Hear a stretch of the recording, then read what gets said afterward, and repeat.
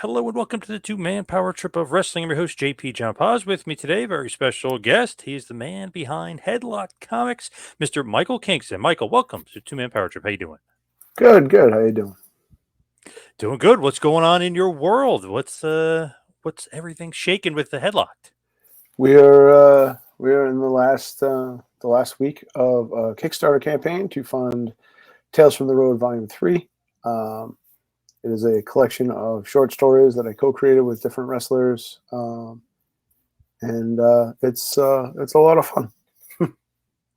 Now, when this goes on and you're doing this, and obviously this is Tales from the Road 3, and obviously you've done a bunch of Kickstarter campaigns before. What's different this time around? Like what's so much different than when you first started? It's I mean, on one hand, we have a bit of a built-in audience, which is cool. We talked about this a little bit, but the changes in social media have definitely made it a lot harder, and I see it across comics with a lot of my comic creator friends that are running Kickstarters and stuff. I also just think that there's a lot more Kickstarters out there too, which is sort of gums it up. But it's a little bit different in the landscape. It's always a little different. The first Kickstarter campaign. This is my 7th. The first one we did was so easy. You could just post on Facebook and just get backers, like almost one for one. You'd post something and somebody would jump on. And now every major social media platform throttles words related to crowdfunding, Kickstarter, campaign backers, whatever, and because they want you to buy ads. So, which I kind of understand it, but it's a whole new process. But I mean, I wouldn't buy ads on Twitter just because I don't trust the security of it. It's obviously been falling apart ever since it changed ownership. And so it's tricky. It's tricky because you can see so many people have built followings there that they don't want to give them up, but everybody kind of I feel like kind of sees like something different's got to happen. Yeah, X or Twitter, whatever it is. I mean, what a disaster. I Yeah, mean, it's been terrible. I mean, you could see the reach of just normal posts that would get so many thousands of people looking at it, and it's like, what the hell? You could nothing. It's weird. Very, very weird world. yeah, and unfortunately too, there's such a negativity towards the blue checks. Like, you don't even necessarily want to buy one just because. I mean, I'm not against doing something to extend my reach, but there's so many people that auto block it because there's so many sort of low information fools that paid for that just to have their opinions boosted. So, I mean, it's sort of created a backlash against it. So there's sort of a no-win situation. It's really kind of wild times out there. Yeah, not to make this a thing bashing Twitter or X or whatever the heck it's called, but that man, the blue check thing is a disaster. I mean, the real people that had the blue checks, that don't have the blue checks, you don't know what you're reading, if it's really that person or not. Oh my god, then it could be a parody of the guy, and that person's posting stuff, and you're taking it for word. And you're like, wait a second, that's not him. Just it's a mess. It's crazy. It's crazy. And you would think that like other millionaires or billionaires or whatever would just get that dude to calm down because like he's kind of making it hard for all the other billionaires, like Yeah, they for were a trying to long post time, on him. right? Like, we had that sort of Iron Man, Batman, like sort of billionaire with a heart of gold kind of thing, saving the world. And I feel like they've really sort of turned the tide on that in the last couple Yeah. of Oh yeah. years. Yeah. No. So you think he'd want to get the heat off everybody by not ruining their little playground. But Yep. Yeah, oh that's well. true. What's different about it this time around as far as some of the wrestlers involved? So I feel like this is one of our strongest lineups, like cover to cover, and I feel like it's also one of our most fun collections. So we have stories that I've co-created with Adam Cole, Jay White, Trinity Fatu, Fandango, Dirty Dango, Will Hobbs, Lita, The Inspiration, and Andrade. Um, that's a pretty heavy lineup. I mean, Trinity's the biggest star in Impact. You've got 4 like regular televised AEW talents. Lita's a Hall of Famer. You know what I mean? Like it's a pretty jacked up lineup, and I think the stories are all a lot of fun. This is one of my favorite things to do, just to sit down and jam with creators that I respect. and the stories are all very different, but they're all a lot of fun. And Dango, he's got the best act and impact right now. I love that. He hates the smart mark, all that stuff. Dude, the story we have there is super super wild. It's called Night of the Brothering, and it's sort of a zombie type thing, and it's a lot of fun. I think it's a dark horse for the most entertaining story in the book.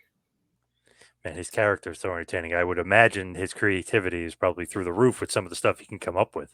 All these guys, I mean, the fun part about this to me is that wrestlers are storytellers just at heart. I mean, when you have a conversation with a wrestler, you know what I mean? They're telling you a story. They're telling stories in the cars. They're telling stories in the ring. Like, it's just how their minds are geared. So being able to sort of take it in a different direction and just jam on stuff, I mean, obviously there's a lot of people that make wrestling content and we're just doing something. There's nobody that's doing anything like what we're doing. And it's just a lot of fun to sort of push people in different directions and to see where it goes. When you look at it, though, how are you kind of collaborating with these wrestlers? Because I mean, it's amazing. Like just the who's who in the list. Like, how are you actually getting it done and getting them involved? So I mean, I've been making comics for almost 15 years now. I started with Headlocked, and a lot of the wrestlers who like comics would buy Headlocked from me at shows and stuff and whatever. And then from there, we just sort of like, hey, we should do something, and then it just kind of spun into Tales from the Road. But I mean, I've been doing this for 15 years. A lot of the guys that are on top now were on the indies when I started. So, I mean, I know almost everybody, but, I mean, obviously Jerry Lawler done my covers. So like that gives me a level of, cachet with people when I approach them. I do Comic Cons with everybody. So, people see the type of experience we bring at Comic Cons. We have the only wrestling booth at San Diego Comic Con. So, I just, over the years, I feel like I've built enough of a reputation with people and they know what we do and the quality of what we do. One of the more flattering things is when, every once in a while somebody will get released from WWE or whatever and like hit me up almost immediately. Like, all right, I want to do one now. It's been I've been waiting. Yeah. And that's cool. Like the story we did with the Inspiration was literally the first thing that they did after leaving WWE.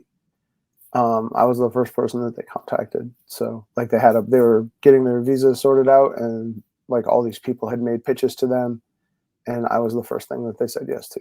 So Awesome. that's super cool and very flattering. And that's it. And sometimes you're just, sometimes people have to, some people don't know who I am, you know what I mean? And I, introduce myself or whatever, but I mean, I'm at a point now where like I can go backstage at Raw and hang out and whatever. So I kind of meet everybody that I don't know, or I'm at least 1 degree related, from everybody. Like if I don't know somebody, I know somebody that knows them. So it's pretty That's easy pretty from awesome, there. though. Yeah, that's pretty awesome to be able to do that. Obviously, you got the cachet out the yin yang with some of that stuff, which is great. How is Jerry the King Lawler doing, by the way? I mean, it seems like he's back at it with the Memphis Comic Con. He's getting there. I don't think he's signing anything yet. Or obviously drawing, unfortunately. But I uh, talk to him like every other week. We have a conversation, and I just talked to him, I think last Tuesday or Wednesday. So he sounds like he's making progress. He goes to therapy. He's getting himself.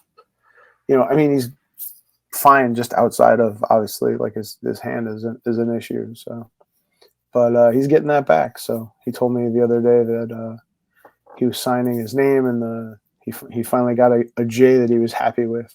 And the problem is with Jerry is he's very particular about his autograph. I used to joke that he had the best autograph in wrestling, and he Yep. takes a lot of pride in it. So I don't think that he's ever, it's like Shawn Michaels retiring after WrestleMania type thing. You don't want to come back if you can't give people what they know you for. So he doesn't. I feel like he doesn't want to sign until he gets his signature back.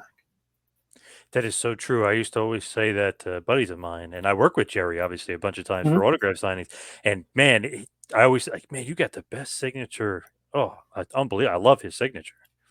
Yeah, Jerry's it's funny. He's a very proud guy. You know, I mean, he takes his artwork very seriously. He takes his autographs very seriously. Like he's he's an interesting cat. He's one of my better friends, and you know, he changed the whole direction of my life just by agreeing to be a part of a comic book that I publish out of my bedroom.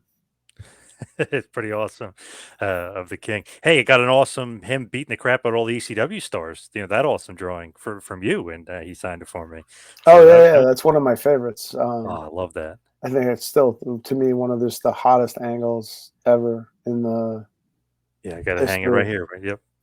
I mean, one of the things that I love about Jerry, or that I think is interesting, is that he just, you know, and I don't think he'll ever get credit for it, but I think like as much as we credit Vince McMahon and WWE for sports entertainment, almost every aspect of what we consider modern wrestling, like came from Jerry's mind in particular. I mean, he did the celebrity thing first with Andy Kaufman. I mean, he introduced like fancy, you know, creatures and stuff in Memphis. You know, he had Kane as the Christmas creature, and they had Dr. Frank and whatever, and all these elements of things that eventually ended up becoming what we know as sports entertainment.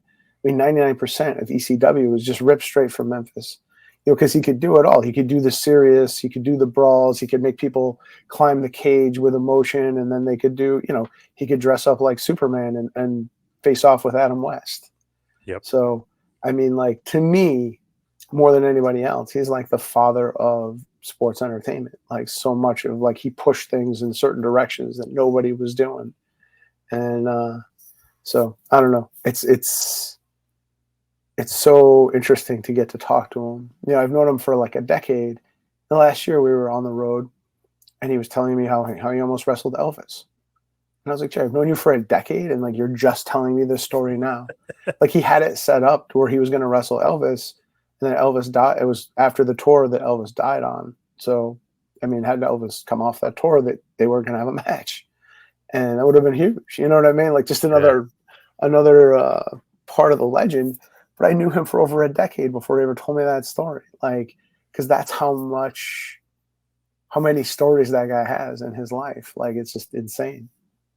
Man, it's crazy to think. And of all those guys that came through, Heyman, of course, came through Memphis at one point. So, you know, obviously he learned and took some stuff, and he brought some stuff to ECW along the way for sure. Oh yeah, for sure. I mean, so it was definitely an honor to have him involved. And now it's cool. You know what I mean? Honestly, now I have enough, you know, I've done it long enough, and I've stood on the shoulders of so many people. You know, I kind of have my own cachet now, which is neat. You know, like I just make comics in my bedroom. You know, I love doing it, and I've done it for years, and it's a super, super struggle. You know, I work a full-time job. I'm on the road 25, 30 weeks a year. I'm currently in the process of working on 4 different titles, and it's insane. I mean, I don't sleep or whatever, but I also feel like, you know, now I have kind of my own cachet where people know me, and I'm always kind of surprised though when people, you know, like if I'm backstage at Raw, the people who remember me that I've met once or twice or whatever, they're like, "Hey, how you doing? How, you know, your books or whatever?" And like that's always cool to, you know, I don't have exactly a very memorable face. You know what I mean? There's a lot of pasty bald guys with glasses in wrestling. So, you know, it's cool. It's been, you know, if it all ended tomorrow, this whole thing has exceeded my wildest expectations. Like, I just wanted to make cool wrestling comics. I never thought I'd be collaborating with people, or, you know, I'd be able to call people that, you know, people, my friends or whatever. It's wild. It's pretty cool though. You know, they recognize you, they know you, and like, you know, you obviously you're the face of Headlock, but you're a wrestling fan, you're a comic book fan, and now you're known from guys of both those worlds, and they recognize you. I mean, that's super cool. I, you know, DMC from Run DMC, Daryl McDaniels makes comics, and I see him at shows all the time. And like, you know, I consider him to be, you know, a friendish, you know, like not like a great friend. I wouldn't call him to take me to the hospital or something, but you know what I mean? Like, Yeah, yeah. if we see each other, you know, we'll hang out, we'll talk, whatever. I mean, and that's insane to 8-year-old me that I'm friends with somebody from Run DMC. You know what I mean? Like Yep. it's been really, really cool. I've been really, really lucky. I mean, I work my ass off constantly, and you know, whatever it looks like on the front of the camera, you know, it's a white knuckle mess in the, you know, when the Yes. cameras are off. But, you know, like I wouldn't trade it for anything. Yeah, how do you do it? It always seems like you got the hustle, you got the grind, you're always working, you're always at the Comic Cons. How do you do it? I mean, I guess you're not sleeping? Is that right? I don't sleep a whole lot. I mean, I never really have. Always been kind of a night owl, but like, I mean, the sort of short answer is it's the only way it gets done. Um, you know, comics is it's everything is tough. You know what I mean? Everything costs money. You can make the young bucks can make Being the Elite for free on their phone and post it on YouTube, and it doesn't cost them anything. You know, and comics is hand drawn art. You're paying an artist, you're paying a colorist, you're paying a letterer. I have to pay for my convention space. You know, sometimes I get brought in as a guest, but sometimes, you know, the bigger shows, you know, my San Diego Comic Con booth costs $10,000. So you got to have, you know, so I have to work. I work full time. I manage a fleet of truck drivers, and you know, but it's the only way it works. I mean, I never have enough time to do all the things that I want to do, but I get done what I need to get done. And it's, you know, I'd rather do it that way than not do it at all. It is crazy to always see popping up at those Comic Cons. Like, man, this guy's he's everywhere. But that's awesome. I mean, that's a part of the grind and the hustle. And that's kind of why Headlocked has been as successful as it's been. You've been everywhere. I just did 4 shows in a row. I just came home from Utah this last night. And I was in Baltimore, I was in Austin, I was in Rochester, New York. And it's a weird life. Like you say, you know, I was sitting at a table with Christopher Lloyd from Back to the Future Oh, and yeah. Jared Padalecki from Supernatural and Scott Steiner, who, you know, was at the show with me. And, you know, you're just Tom Welling, like you're just sitting around all these famous people or whatever. And then, you know, I go home and, you know, one of my drivers will tell me, you know, to go pound salt or something. So keeps you humble, I guess. I love it. That's like the ultimate thing. It's like I'm just hanging out with Dr. Emmett Brown and Big Papa Pump, and then it's like got some asshole yelling at me about something. Yeah, right. It's crazy. It's yeah, it is a very, there's just a lot of times where, and I try never to lose sight of it. You know, I've been doing it for a long time, and I think it's easy sometimes to get jaded, but like I never try to lose sight of the fact that, like, you know, I've gotten to be places, like I get into green rooms that like other like comics professionals can't get into, and I've been in Hollywood parties where I was the least famous guy in the room, and I watched WrestleMania with Steve Austin one year. You know, Ric Flair bought me a super expensive shot on my birthday. Like, you just try not to lose sight of those things, you know. Like, I've been to enough shows now where like super famous people like know who I am. Not that, you know, like they don't necessarily care about Headlock per se, but you know what I mean? Like, I've done enough shows that to them I register as somebody who matters, I guess, to them in their orbit. And that's wild. That's just, especially because I don't even exist in comics. I don't sell my books in comic stores. Like, I just, you know, I go to conventions, but like as far as the apparatus goes, like I don't use any of that. Like no one's ever done what we've done. Um, and it's cool to think about that in a way, you know what I mean? And I like to do panels where I impart some of my knowledge and some of my, you know, try to inspire like the next generation of, you know, people who are like me that just had sort of a dream and didn't know how to get to it. So it's been fun. With that, like, do you always have a wrestler with you or wrestlers with you at the conventions? No, sometimes I do. Like Scott came with me to Utah. I did Baltimore by myself. I did Rochester by myself. I did Austin by myself. But like I have New York in a couple weeks, and I'll have McFoley there, and I believe Hobbs is coming for a couple days. Still trying to get my schedule together, but you know, unfortunately, these Kickstarters are just an enormous time, a time, you know, issue. And then, you know, just to give you a little glimpse of what goes on in my life, but like my job has been crazy. I've been super short staffed with drivers, so I spend half of my night trying to get runs covered. And then my dog is older and in not great health. So I sort of have to deal with that too, because he's like my best friend. You know, I've known him. You know, he's 15 years old, and I've spent more time with him than any other creature on this planet in those 15 years. So I mean, you deal with all of that at the same time, and it's a lot all the time. You know, I hit deadlines, and you know, I have a script that I started writing for an action figure tie-in that's now at a movie studio, and it's really cool. But you know what I mean? Like it was a sort of a thing I did that was I did it and I thought I was done, and then it just turned into this thing, and it's great that it turned into this thing. But then it's another thing on the pile. So there's just a lot of people that sort of depend on me Yeah. to get my stuff written and whatever. But then I'm doing it all. Like I'm writing, I'm publishing, I'm traveling, I'm promoting. Like I do everything that's not art. So it's a crazy grind, like I said, and it's very white knuckle all the time. And almost nothing goes as smoothly as you expect it to. Very, very typical. Yeah. Nothing ever goes right. When you look at getting the wrestlers, is it easy for you to get the wrestlers like now? Especially like, hey, they know who you are. So is it easier to get them to do conventions with you? Yes and no. Um, I also think, to a certain extent, I think the formation of AEW and the amount of money that they've pumped into the industry sort of makes things harder. And it's good for the boys. I mean, it's good that everybody's making money. You know what I mean? But Yep. like, it's also trickier now for me as an independent. You know, like you've got Marvel or not Marvel, you've got WWE and you've got AEW, and you know, I'm like an ant at Galactus's picnic. You know what I mean? Like just kind of Yep. dodging stuff. So you know, it's easier to a certain extent, and sometimes it's harder. Like I always kind of have to figure out whose contracts are around. Like there was somebody that was supposed to be in this book that is not in this book because their contract status changed and they decided to switch companies.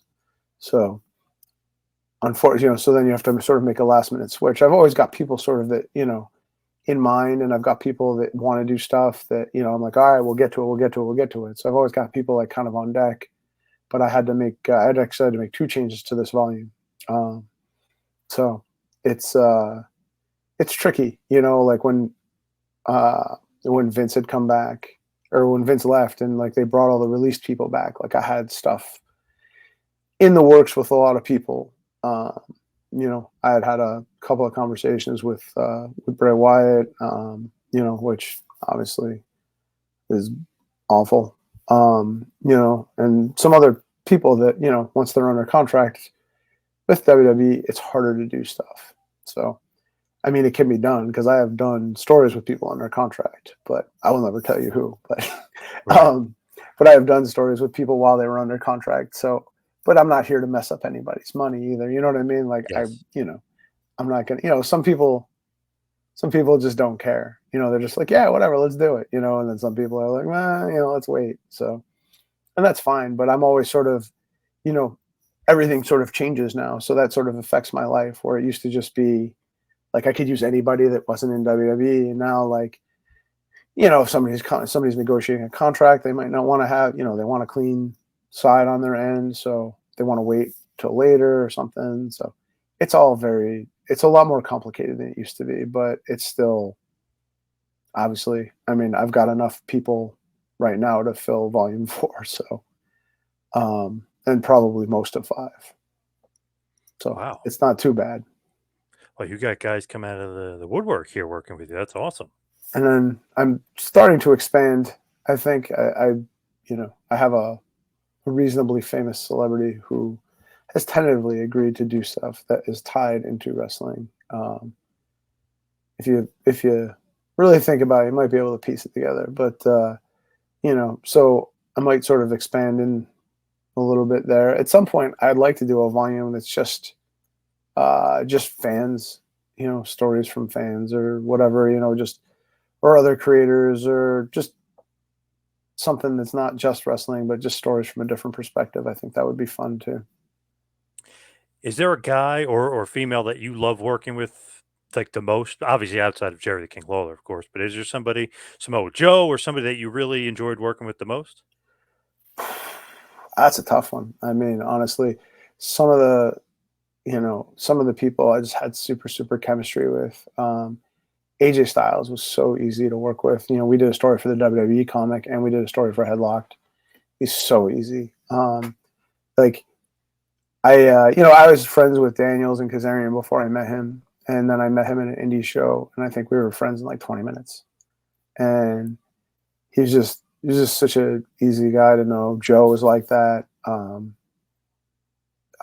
Helms, Hurricane Helms, super easy. So John Morrison, super creative, super fun to talk to. Like, we'll do cons together and just riff back and forth on ideas and stuff. So there's definitely a couple people that I feel like I really vibe with. So as we hit the wind down here, we're headed towards the finish. Give us a big push for Headlock Tales from the Road Volume 3 as far as getting people involved and where they can get it and why they should be involved. So so for us, the Kickstarter is the best thing, the best way to support us. It gets the books made, it gets everybody paid. I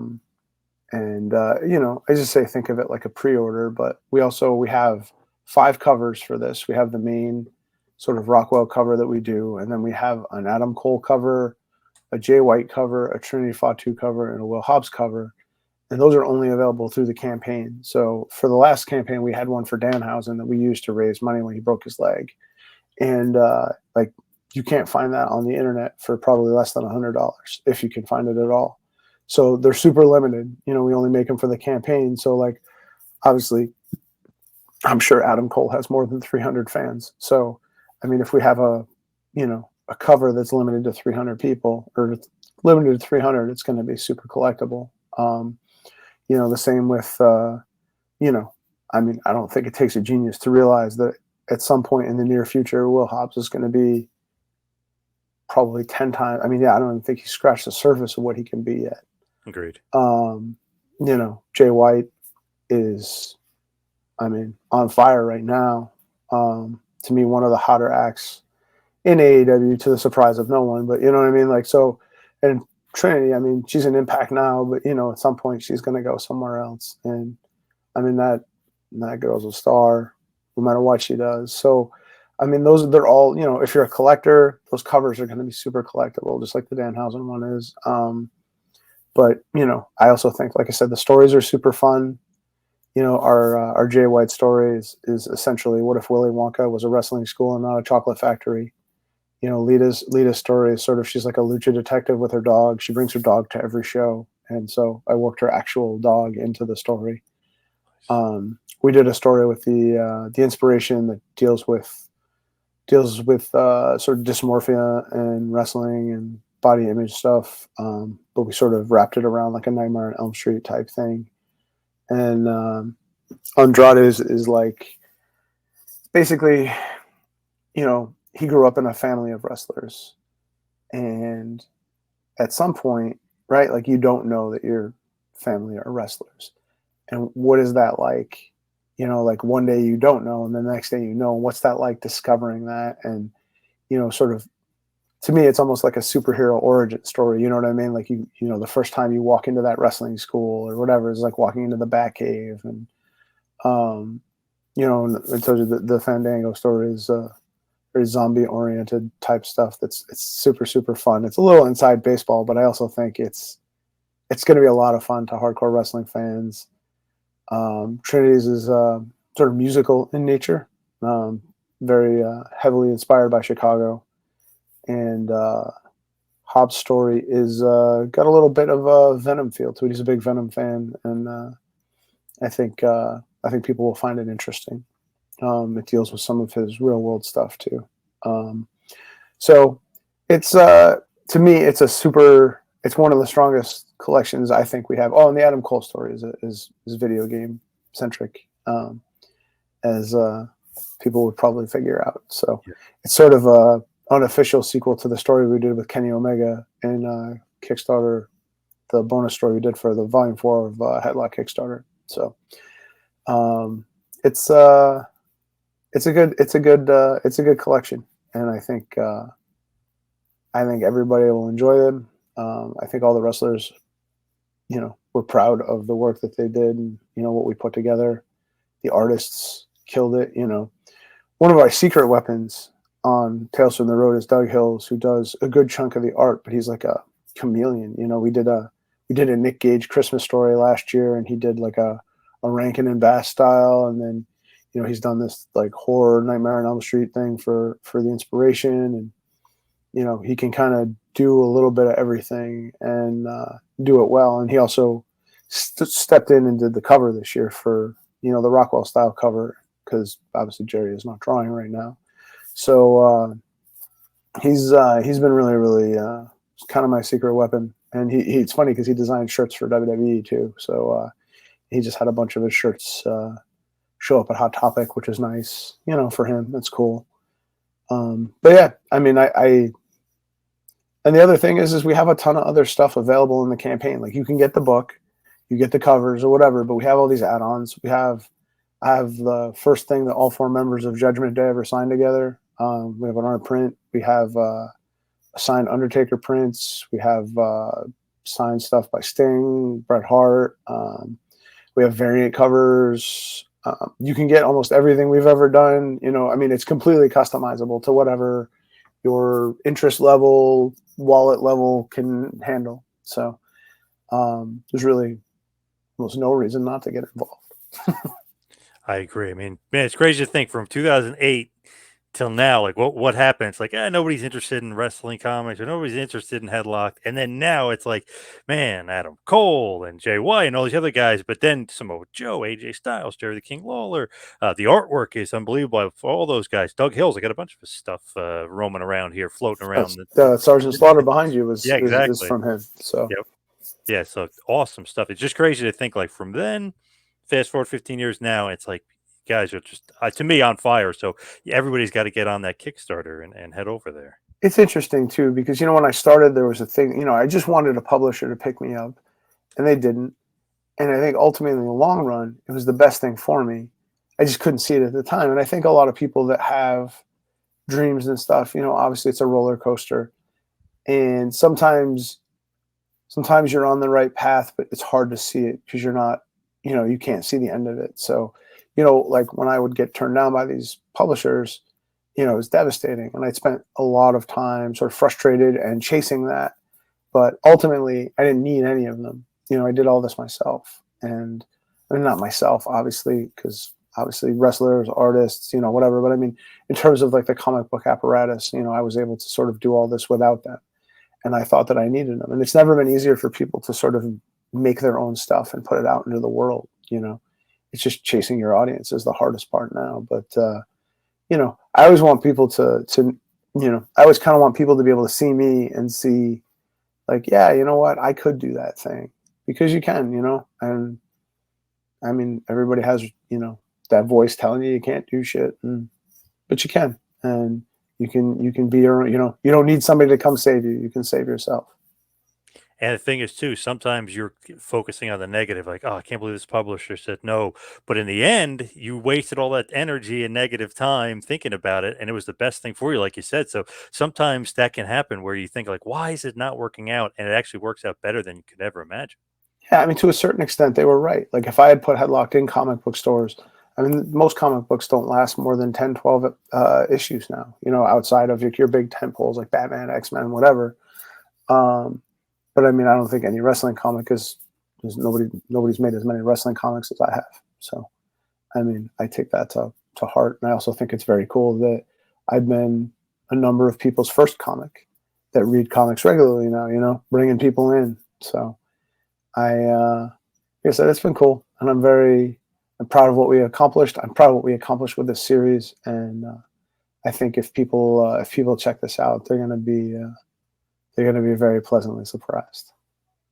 So one last time, of course, Headlocked Tales from the Road, Volume 3. Head over to Kickstarter and back the project. What is it? A few days left, basically? 7 days. 7 days. Yep. A week from Monday the 2nd, I think, is the last day. And yeah, I mean, I have no doubt that we're gonna make our funding, but that's not. It's never about that. It's just about the pre-order and about getting people involved. And the easier Kickstarter becomes for me, the more content I can make. I can do more stuff if I don't have to sort of shut down production to bang the drum for 20 days. So, Right. It's the best way to help us out. Where can everybody find you social media wise? Everything is Headlocked Comic. It's one word. If there's a platform and we're on it, that's where you would find us. It's also our website where you can check out our stuff, order stuff. I'm not the best about updating the website proper, but the web store obviously stays pretty updated, and everything's run by me. So if you have questions, comments, or whatever, I'm not a hard person to find. All right, awesome. Michael, great to catch up with you and talk to you. Everybody head over to Kickstarter, Tales from the Road, Volume 3 from Headlock. Thank you so much, Michael. Appreciate the Thanks time. so much. Yep. Take care.